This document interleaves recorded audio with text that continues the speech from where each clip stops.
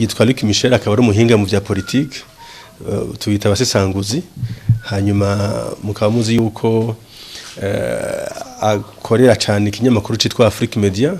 Ico kinyamakuru mu gihe twa dufise ingorane muri kino gihugu ngira ngo cabaye kimwe muri bike cagumye gikurikiranira hafi ivyo Burundi kivugisha ukuri kuko benshi bari bafashe inzira y'ububeshi ariko co cabananije kivugira abarundi cyane cyane kuko n'ikinyamakuru nkuko mu cumba citwa Afrique Media kivugira abanyafrika ni kinyamakuru kibona yuko akagaye agasuzuguro agacinyizo gakorerwa abanyafrika gategerezwa guhagarara.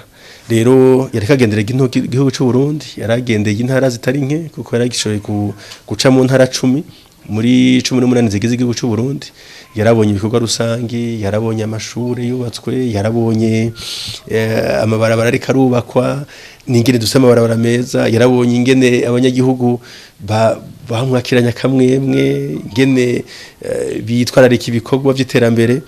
Ivyo byose rero ni ibintu yiboneye yahora avugira Burundi atarabubona ubu rero agiye kubuvugira yabubonye.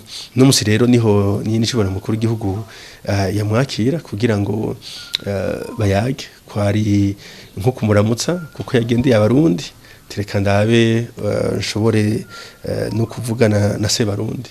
Rero ivyo bayaze neza bayaze bahuza cyane mu bijanye n'ingene Afrika n'ibihugu bigize Afrika n'abanyafrika bobandanya biteza imbere bakabandanya bamenya yuko akavi muhana kazi imvura ihise abanyafrika bashira ingufu hamwe kugira ngo bashobore guteza imbere Afrika.